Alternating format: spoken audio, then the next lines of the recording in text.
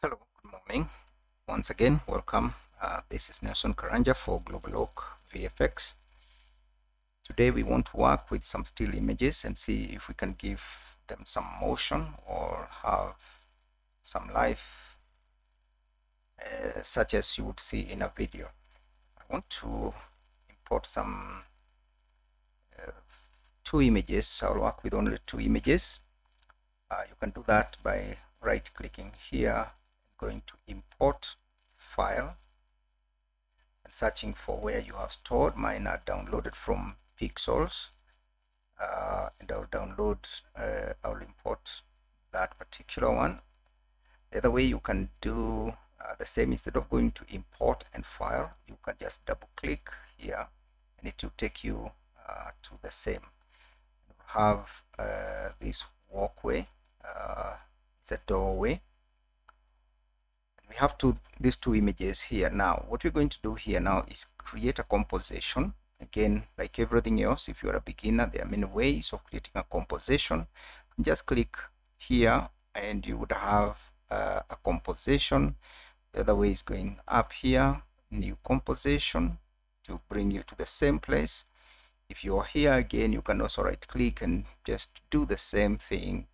And if you like shortcuts, you can just hit Control N or Command if you're on a Mac, and let's call this one what we call it, let's call it moving stills. I'll leave the composition at 1920 by 1080, 10 seconds. That's okay. We click OK, and we're going to bring in the first image here, which is our doorway. Drag that right in, and if you can see, our composition is 1920 by 1080, but if you look at this image, it's huge. That's 607 by 2886.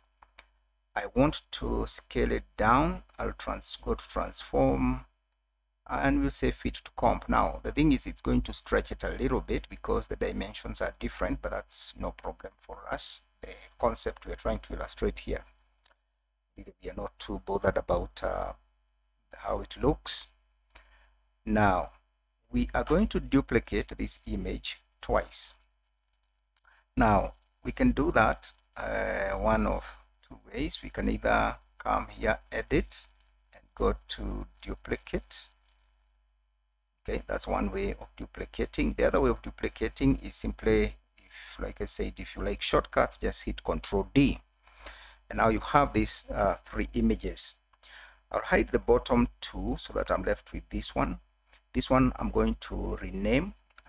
You can rename a layer by just right clicking and going here, or you can simply press the enter key and you will be able to rename that. I'll call that the house because I want to be left with a big house.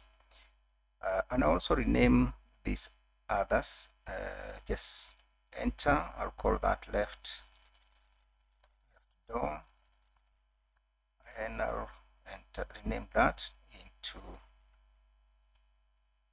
right door. Enter. I'll go back to the house and I want to cut out the entire door, so I zoom in, and if you zoom in, you can see you may not be able to see the bottom part of this. So if you hit the space bar, you can be able to move this around. I'll take the pen tool and simply mark out where I want to cut out this door up to there, basically just where it opens. Cut up to there,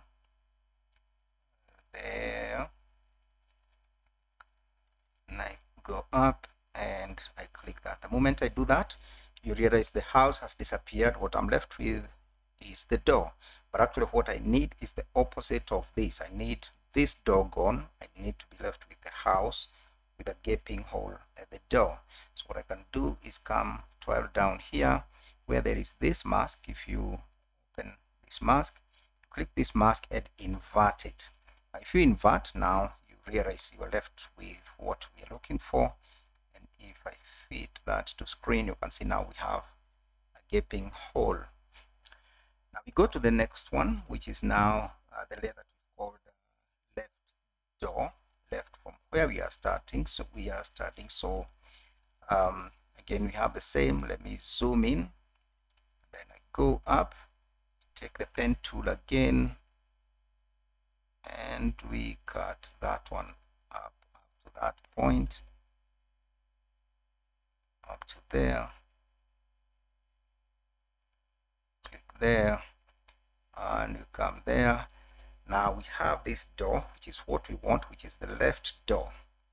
Okay, now let us go to the next one, which is the right door. We do that, it is back, and we work with this one now. Again, we have our pen tool. Basically what we're doing is masking. We're creating masks around this door up to where we believe that it should open from, and we go up and we click there, and now we have a door. Now the thing is, these doors, they are anchor points. If you click here like this one now, let me zoom out a little bit. Okay, now if you click, this is the icon that shows you where the anchor is. If you click that, and we want to move the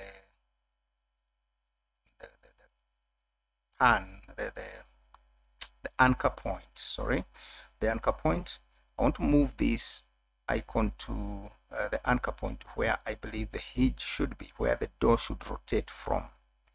Okay, and I'm going to do the same for this other one. So again, I move that one. Now you realize mine, I've activated the snapping tool, so that you know, without this I would be having a problem moving this one, because it means I can move it fluidly wherever.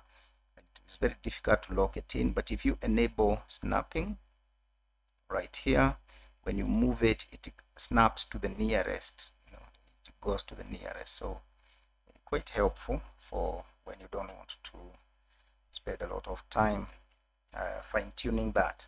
Now the next thing I need to do is turn these two layers into 3D layers.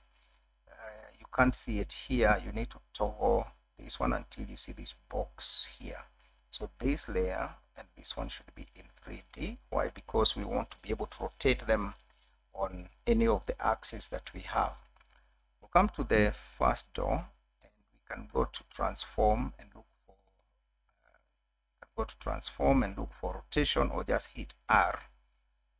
On this one, we will be rotating this door on the positive side, so it can swing outdoors. If you go to the negative, it will swing inside, but we wanted to swing outside. So I need to have, for starters, I need it to be 0 when we are starting, or it's locked. And I want to activate the keyframes by hitting this clock icon or watch icon. That enables us now to keyframe, and I want this to open over a period of 3 seconds. And now I can get that. The moment I do that, you realize it has created a keyframe right there. We want to do the same for this other door. So we can do that by, like I said, you can either go to 12 down and go to transform and look for rotation, or simply hit R, and that will bring the rotations. I'll keyframe on the y-axis, and I want this one now, it'll go on the negative so that it can open in this direction. So we leave it at that for now on the y-axis. Let's leave it at that, but it has keyframed, so I need to take it back here and return this to 0 so that the doors now can be locked. Now if you play this one now, just hide these many things.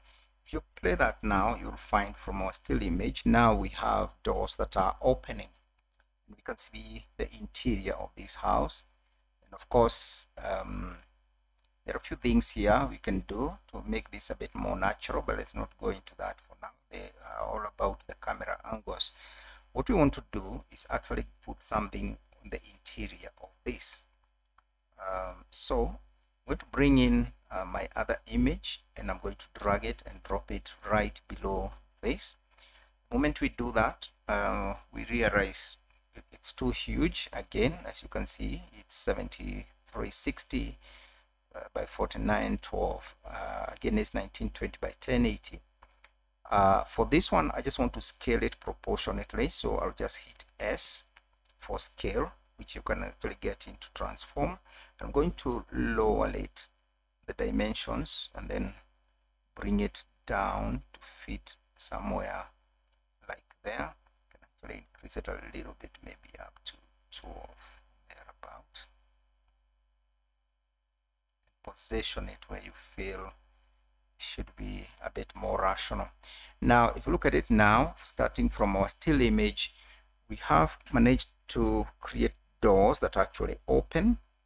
And once we open, we can actually see the interior of a building. Now, there's so much that you can do with inside here, and I'll not go into that, but later on we will probably have a look at it. But that's what you can do with two images. Create depth, make them look natural. Of course, there are a lot of things that we can do here to make it blend together, but story for another day. Thank you for watching. As usual, please, if you are new, subscribe, hit the notification icon, and thank you for supporting this channel. See you next time.